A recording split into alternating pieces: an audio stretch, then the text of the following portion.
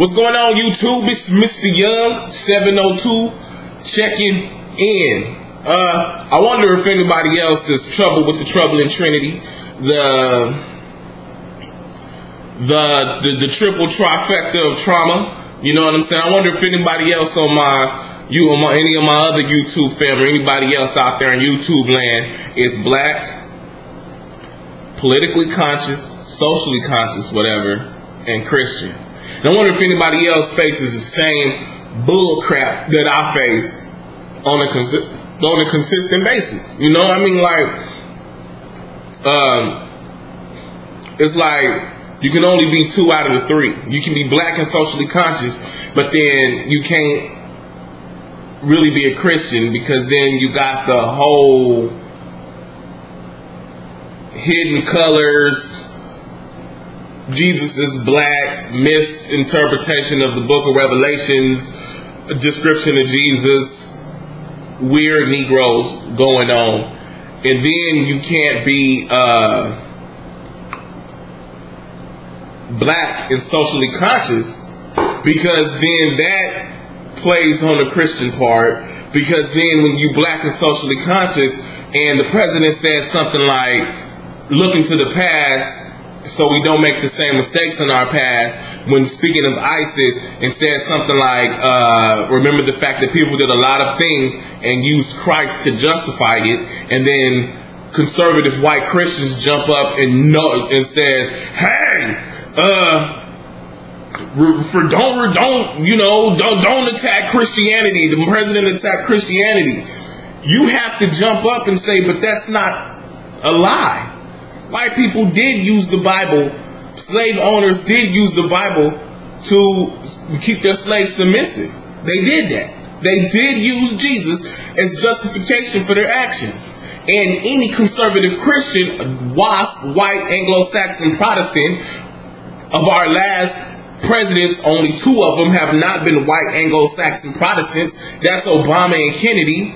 Of all those presidents, anybody who knows Protestant history knows that the reason why they separated from the Catholics was because of the bull crap they were doing that started just before the Crusades, including burning their own Catholic priests because they didn't give communion to everybody. The Catholics were burning priests because they gave communions to everybody. They had stopped it and said we would only give communion to the cloth.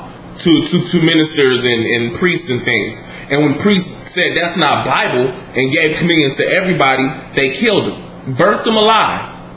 And from there forward led to, or even before that forward, led to white Anglo-Saxon Protestants separating themselves from Catholicism. So then here we are in 2015 when the black president says, don't forget Catholicism, that people, speaking specifically of Catholics, have done horrible things and justified them by using Christ.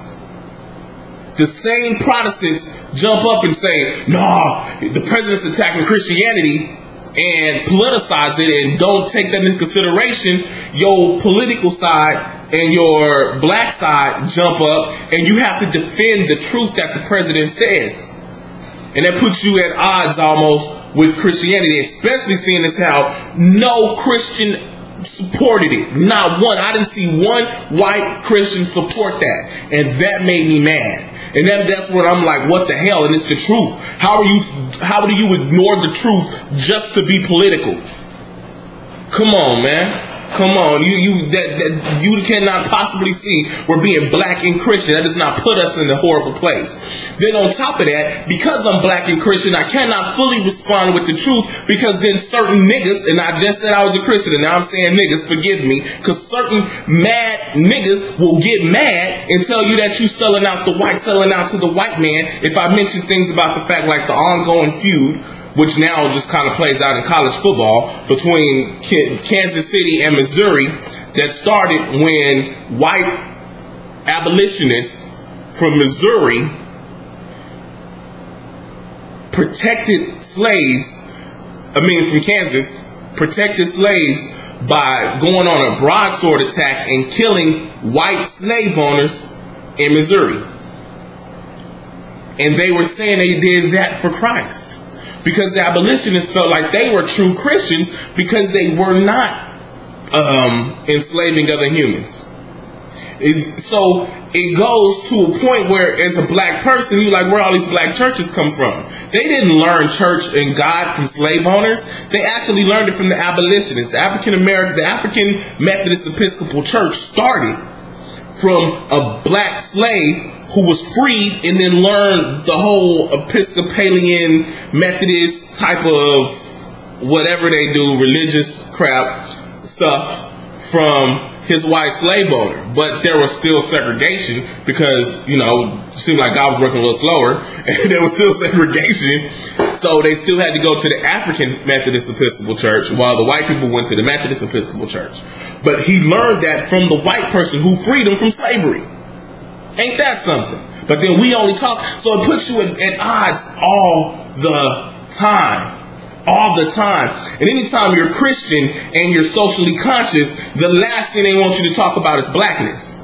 Don't talk about being black, because there's so many other things going on in the world. There are homeless people. You're called to feed the homeless. You're called to give socks to the homeless. I'm looking at Isaiah 6, 1 through 13, where God said, I was a man of unclean lips. Then God turned around and asked me, who's going to save those exact same people I just came from? But if I go back and I focus on black issues, the rest of Christianity looks at me like I'm no longer a Christian and God don't love me no more. And sometimes you have to tackle them aggressively. And even furthermore, because I know that a false balance is an abomination before the Lord. You see what I'm saying? When I turn around and tell black people that sometimes, even though I may fight for your justice, part of your justice is you stopping your own actions. Now I'm going to sell out again. No matter what you do, when you're stuck in this trifecta of being truly in love with being black and truly about bettering a community that sometimes truly needs it, and being Christian and being in love with God and believing that Christ is your Lord and Savior, and being on your face for the people and everything else, and being just socially conscious, not being so, for lack of a better term, I hate using this, so heavenly bound that you're no earthly good.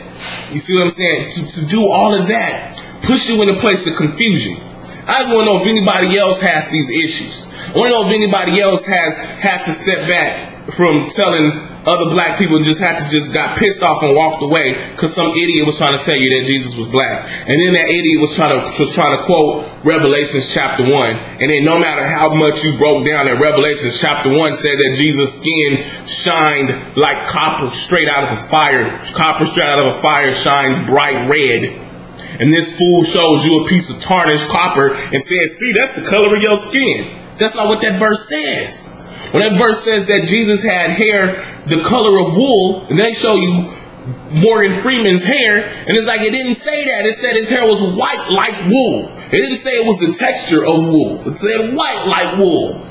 God, if you've ever had that issue, if you've ever been standing around your white Christian friends and sometimes they get a little bit too conservative sometimes and they say something and you like, oh my God, are you stupid? Are you that dumb? Or if you ever come to the revelation that I came to after I was researching slavery and all those things, and I came upon that attack from Kansas City, Missouri, and you had to say, I probably would never be able to say that around black people in the situation that this is, because these fools will call me a sellout. Then you are also one of those people with the troubling trinity trifecta of being black, Christian, and socially conscious. So I ask you this.